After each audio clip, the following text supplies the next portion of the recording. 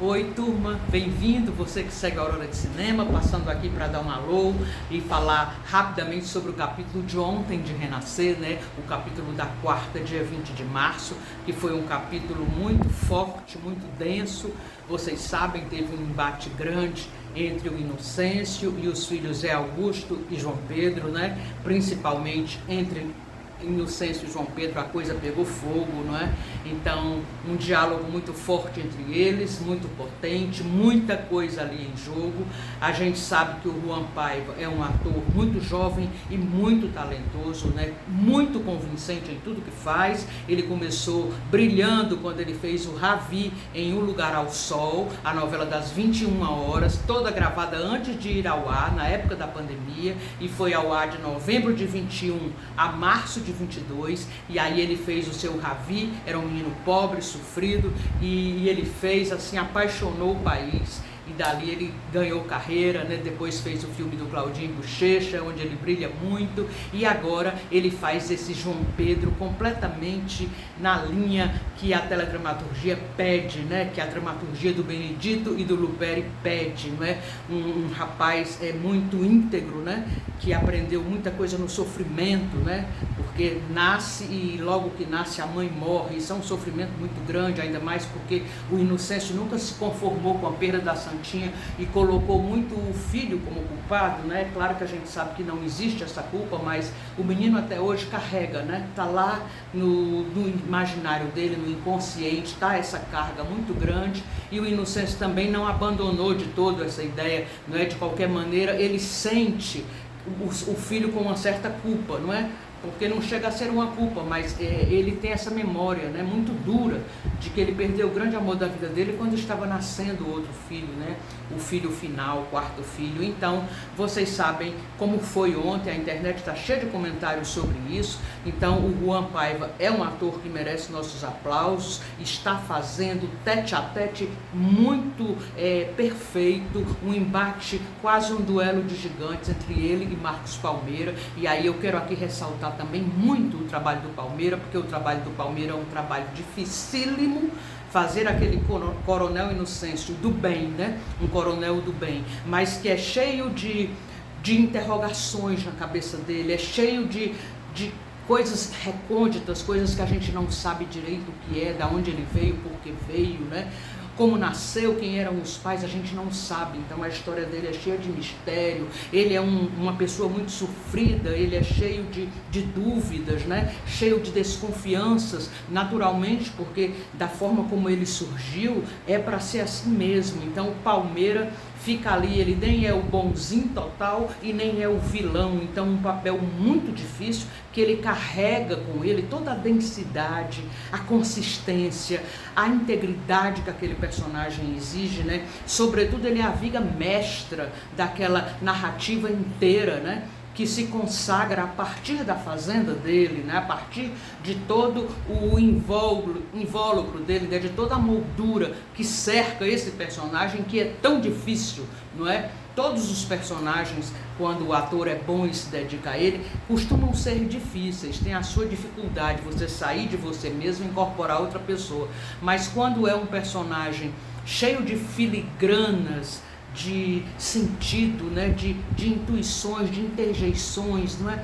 de exclamações, enfim, é um personagem com muitas nuances, muitos matizes, que está justamente, é um personagem tridimensional, um personagem que você pode entender da forma que você quiser. Ele não tem uma coisa muito assim, é o vilão como é o Egídio, né, do Vladimir Brista. Então eu quero ressaltar isso no capítulo de ontem, foi incrível, mas é preciso que a gente aplauda o João Pedro, o Juan Paiva, que começou como Ravi e é ótimo como João Pedro, e também que aplauda este ator tão precioso, não é? Tão íntegro, tão que compõe a cena com tanta densidade, não é? Com tanta maestria, não é? Ele ali é o próprio coronel e fica naquela coisa, ele não é o bom, ele não é o ruim, mas ele tem as dúvidas dele, ele tem, enfim. Marcos Palmeira, aplausos para você, você está um típico coronel, um representante do que era, não é? Um coronel antigamente, né? Claro que ainda tem muitos hoje, mas que era só aquela coisa que a gente já conhecia, coronel, é ruim, não é? E você ao mesmo tempo que é coronel, amado, né? Por quem está ali perto, né? Tinha os seus grandes amigos, Diocleciano, Gilpará, todo mundo que queria muito bem a ele, a Cândida, a Inácia, enfim, Mariana se apaixonou por ele. Ele é um cara cheio de qualidades, mas também um cara cheio de dúvidas, coitado. Por isso que às vezes ele fica nessa margem que a gente não sabe direito para que caminho vai, e é isso que enriquece o personagem dele. E é isso que Marcos Palmeira está dando com toda galhardia, ele está fazendo com muita delicadeza, com muita sensibilidade, minuciosamente construindo o seu personagem. Por isso a gente dá aplauso aqui para ele. Gostaria de falar também para vocês que está em um buchicho danado, vai vir Vale Tudo de novo, né? A Manuela Dias está responsável por esta nova versão de Vale Tudo, este clássico fantástico do Gilberto Braga, né? De 88, e aí a Manuela Dias está responsável por cuidar da nova versão de Vale Tudo, não é? É uma coisa bem arriscada, a gente sabe, como qualquer teledramaturgia arriscada, mas ainda mais quando você pega uma obra já consagrada e vai relê-la, né? Relê-la sem estar com o autor por perto, né? Então é muito difícil a tarefa dela, mas há um bochicho, mas espero que faça muito bem, né? Desejo toda sorte, ela que fez O Amor de Mãe, que foi uma novela tão bonita, que fez Justiça, né? A série que foi tão aclamada por público e crítica, que volta agora, né? Uma segunda temporada, e aí o pessoal está muito colocando questões na internet, quem será, né? Aquelas indagações, quem vai ser a Odete Roitman, né? A grande vilã, inesquecivelmente feita pela Beatriz Segal, né? Então quem será esta que vai fazer e tal? A minha modesta sugestão, neste momento, quem eu vejo seria Julinha Lemertz, né? Esta grande atriz brasileira que acho que não fez nenhum papel que pelo menos lembre de longe a Odete Roitman, então acho que seria um grande desafio para a Julinha, né? Esta atriz, filha de dois grandes atores, que são Lilian Lemertz e Lineu Dias, não estão mais aqui os dois, mas ela é uma atriz altamente capacitada para fazer comédia, drama, tragédia. A Julinha é mestra no teatro, no cinema, na TV, e eu acho que me lembrei muito dela porque ela fez aniversário, né? Agora por estes dias, e eu estou com ela muito forte na minha cabeça, então seria minha sugestão para a Odete Roitman, já que a Adriana Esteves, né, que a gente também pensa logo quando se fala em vilã. A Adriana vai para a mania de você formar par novamente com Murilo Benício numa nova novela deste maravilhoso João Emanuel Carneiro. Então a minha modesta sugestão é essa. Eu estou falando aqui porque eu lembro que na época, quando estavam aventando quem seria a atriz que ia fazer Juma Marruá, né? Uma tarefa muito árdua, muito difícil, porque tinha sido feita com muito brilhantismo antes, né? Pela Cristiana Oliveira, na versão de 90 do Pantanal, e eu vendo Malhação por acaso, não assistia, mas um dia cheguei em casa cedo da faculdade e vi uma cena dela, logo que a pandemia estava começando, né? Vi uma cena dela em Malhação e fiquei encantada. Ela e o Pedro Novaes, né? Que é filho do Marcelo Novaes e da Letícia Spiller. E eu achei aquela menina tão maravilhosa, tão linda, dando tantas nuances, tantos matizes para a personagem dela, não é? No último capítulo de Malhação, antes de a TV Globo parar suas gravações por conta da Covid, que na mesma hora me veio à cabeça, quando eu comecei a ver a história de Pantanal, eu disse, é a Alanis Gillen que devia fazer a Juma. Eu não publiquei no Instagram, mas não fiz nenhum vídeo dizendo e tal, não conversei com ninguém, apenas soltei no Instagram 2 semanas antes. 2 semanas depois vem a resposta de que ela seria a Juma, e ela fez com todo o brilhantismo, né? Encantou o Brasil inteiro. A Alanis Gillen, uma grande atriz. Então eu estou pensando em Julinha e estou dizendo aqui porque é uma intuição apenas. Eu que sou muito fã de Julia Lemertz e acho que ela faria uma inesquecível Odete Roitman, muito à altura do que fez a saudosa Beatriz Segal. E a outra coisa para dizer a vocês é o seguinte: eu fiz outro dia o Renan Ciranda, né? Uma ciranda juntando os personagens, entrelaçando as histórias amorosas, os conflitos e tal de renascer. E disse que era baseada num poema inspirado num poema do Drummond. no poema Ciranda. E eu coloquei isso para ver se alguém me puxava a orelha ou me indagava, perguntava, mas Aurora, que poema é esse? Não conheço tal. Conheço um que era João que amava Maria, que amava isso, que amava fulano, que não amava ninguém e tal.